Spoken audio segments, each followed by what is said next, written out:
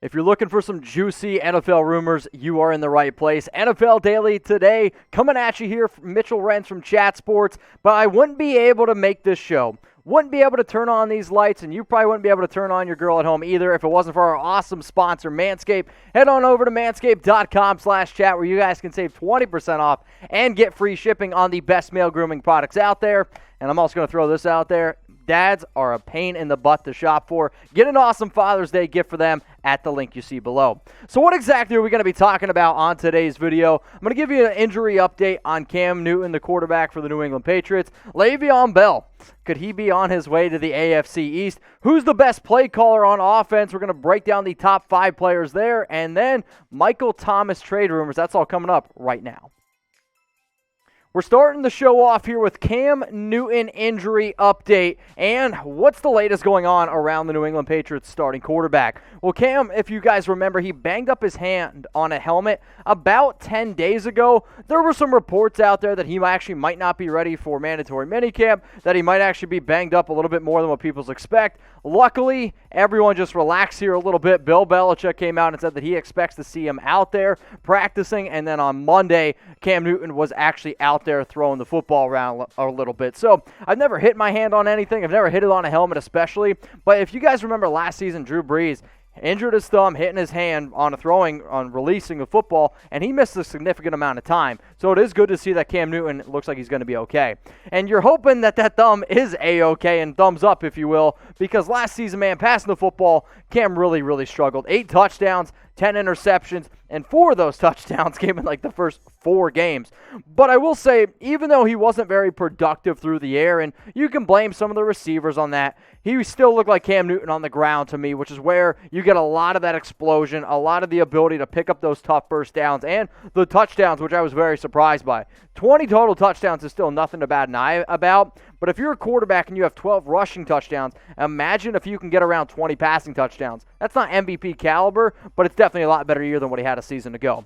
So with Cam Newton look like he's going to be fully healthy, what exactly does that mean for somebody like Mac Jones? What does that mean for somebody like Jarrett Stidham? Because last week, once Cam Newton was injured, Mac Jones led out 7-on-7 drills. Jarrett Stidham led the 11-on-11s, and I'm really curious to see on who's going to get all these reps. The latest report is that Cam is still going to be able to get these quarterback 1 reps, but when you draft a quarterback in round 1, when you draft somebody like Mac Jones who's coming off a Heisman caliber type of season, sure, there was a lot of talent at Alabama, but let's not, forget how great of a year that this kid actually did have and won a national championship. So who do y'all think starts week 1? I want you to type N for Cam Newton, or I want you to type J for Mac Jones. I'm probably going to go ahead with Cam here.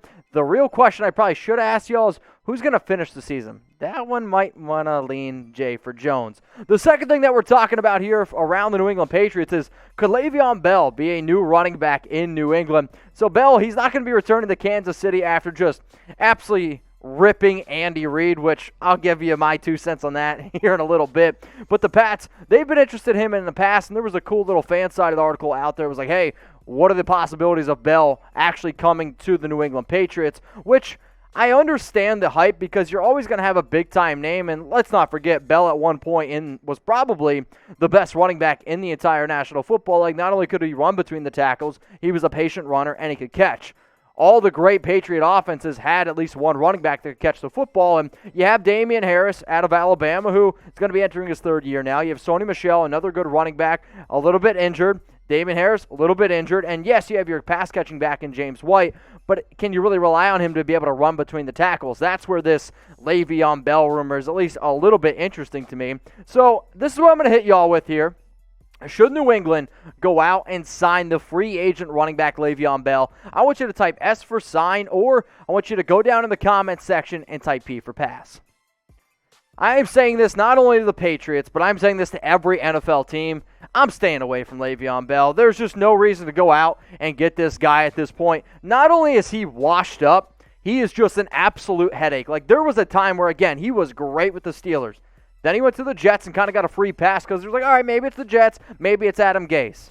Well, now you just kind of, not only you ticked off a whole bunch of Steeler fans from sitting out, not only have you ticked off the New York Jets, now you're ticking off Kansas City and Andy Reid saying that you would rather retire than play for him.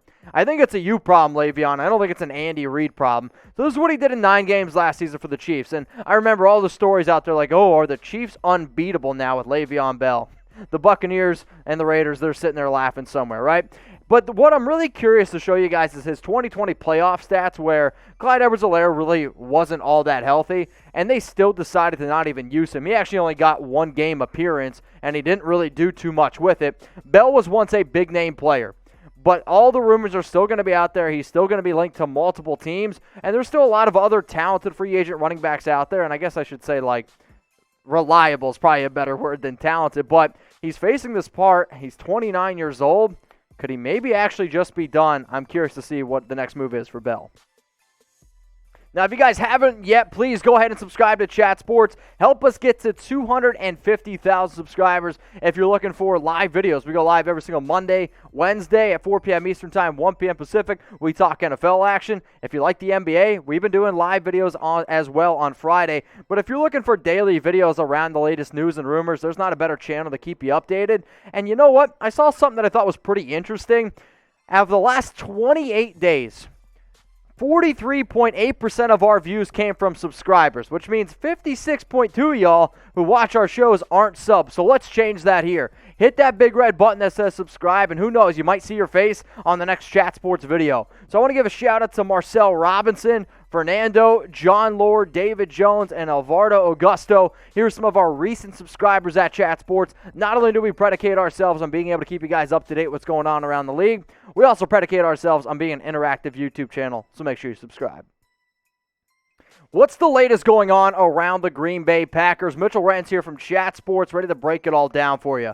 PFF ranked the best offensive play callers entering the 2021 season, and Matt LaFleur ranked number 1 on the list. He's been with the Packers since 2019, took over as a head coach, and I mean, anytime that you're able to take over an offense like the Packers with Aaron Rodgers, I'm at least going to be pretty intrigued on how your rankings ultimately look. But here's what PFF had as their top 5 play callers in the National Football League right now. Brian Daboll at number 2, the OC for the Buffalo Bills. Andy Reid, head coach of the Kansas City Chiefs. John Gruden, head coach of the Las Vegas Raiders. And then Joe Brady, OC of the Carolina Panthers. So Matt LaFleur ranked number 1 according to PFF, but no disrespect, I don't really care about PFF. I care about what y'all have to say. So let's hear it. Let me know down in the comments section who is the best play caller in the league. It can be a head coach. It could be an OC. Maybe if you want to throw out a quarterback coach's name, but I'd be very surprised if any could pop up on this list. Who is the best play caller in the league right now? No disrespect to LaFleur. My vote goes to Andy Reid, and it's not just because of what Reid's doing right now with the Kansas City Chiefs. When you really have to appreciate how great Reid is, you need to also go back and look at his time with Philadelphia, where he saw the league going a pass-happy route, and he continued to go that route. Plus, I mean, let's not forget, in 2018, Alex Smith was an MVP caliber quarterback. Why? The system works, and now you just see Patrick Mahomes just absolutely dominating it. That's why my vote goes to Andy Reid.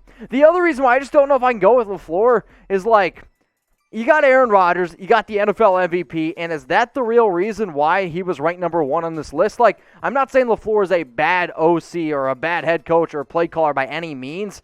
I just don't know if I would have ranked him number 1, right? Like, number 1 is a very tough thing to do. And I get that Rodgers is coming off an MVP caliber season of 48 touchdowns, 5 interceptions. However, I don't want to sit here and point the finger and be like, LaFleur is the reason why Rodgers had one of the best years of his career. I mean, 2019, the first year underneath LaFleur, 26 touchdowns, 4 interceptions. Sure, he's coming off a rough 2018 season, but Rodgers has been good his entire career, so I don't know if I really want to go off that. If you want to go off of what he's done over the last 4 years in terms of him being an OC or head coach in the National Football League, in 2017, the Rams were number 1 in points per game, 29.9 underneath Jared Goff. 2018, that's when he went to the Tennessee Titans, 19.4 points per game, 27th in the league. Green Bay Packers, 15th, and this past year, first with 31.8 points per game, 509 total points. Like, there's no doubt that this Packers offense was dynamic. My real question, and really what I'm trying to figure out here, is it more to do with Matt LaFleur, or is it more to do with Aaron Rodgers? And guess what, man? We might be finding out real soon if Rodgers doesn't end up going back to Green Bay. So who do you think? Who deserves more credit for this offense? And both guys deserve credit. I'm not saying one guy doesn't. However, one guy deserves more credit. So I want you to type L for LaFleur, or I want you to type R for Aaron Rodgers. All right, y'all, Father's Day, it is coming up. It is on Sunday. Yes, on Sunday. And if you're a dad, what I want you to do is go down in the comments section right now and spam dad. I know we get a lot of guys that end up watching the show. I believe it's like 89% of our viewers are actually dudes. But if you're a dad, pat yourself on the back because you deserve a lot of credit. If you're not a dad and you're looking to have kids, I have never talked to a scientist before about this, but I am willing to bet that your chances of impregnating somebody go up drastically if you go ahead and use all Manscaped products. So head on over to manscaped.com/chat where you guys can save 20% off and get free shipping on the best male grooming products out there. If you go to the link that y'all see below, you still can use promo code chat. That way Manscaped knows that we went ahead and sent you. Now, they just released the brand new Lawnmower 4.0. Not only is this thing a lot better than any other product I've ever used, it is actually a little bit of an upgrade as well over the 3.0. In terms of like overall usage or ease of use, it's still basically the same, but the reason why I like this one just a little bit more, it tells you how much battery life, and it does look a lot more sleek. So usually this thing is $89.99. You can get it for $71.99. So I know there's a lot of dads out there. I know there's a lot of kids watching. If you're a woman watching the show and you want to get your husband, your dad, something nice, I will also say this. They have the perfect package at Manscaped, which has the most comfortable boxers you will ever wear. It's manscaped.com/chat. Promo code chat, 20% off and free shipping. Could Michael Thomas get traded? That's what we're talking about here on NFL Daily. Mitchell Renz here from Chat Sports. Bleacher Report. They released an article that said NFL players who should be put on the trade block.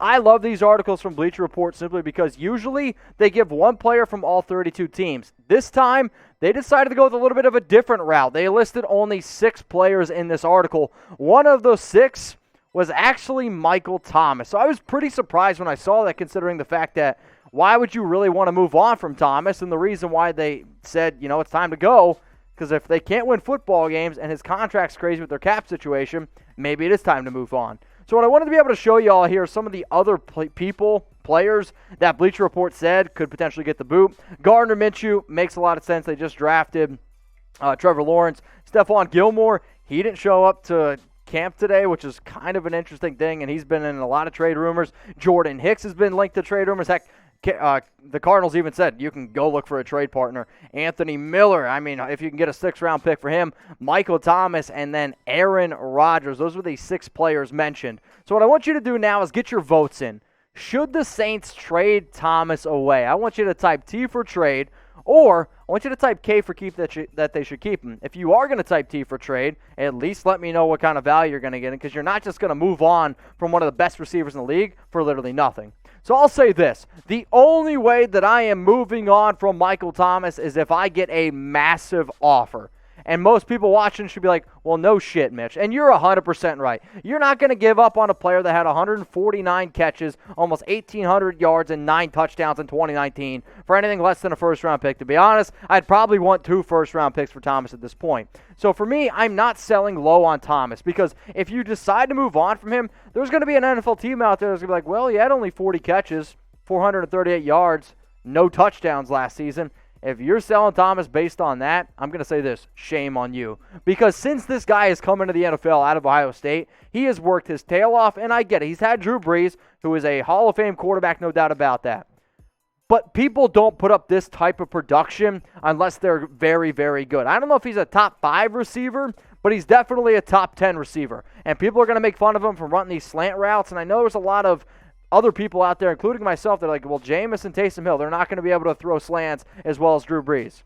A lot of people can't do it. But if you're truly, truly great, which I think Thomas is, he'll be able to figure it out. So this is why Bleacher Report had on why the Saints should end up moving on from Thomas.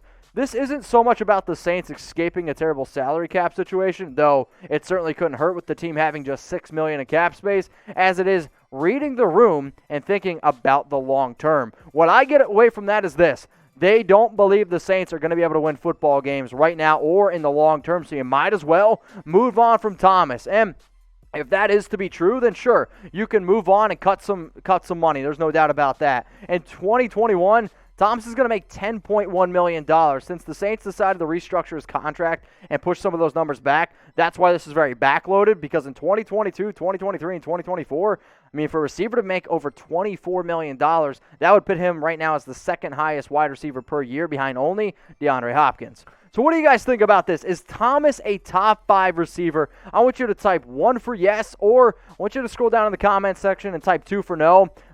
It actually kind of crazy that I'm about to say this. I am going to type my 2 for no, because when I did my rankings, he came out to number 6. If you want to know my top 5 wide receivers, don't be afraid to hit me up down in the comments.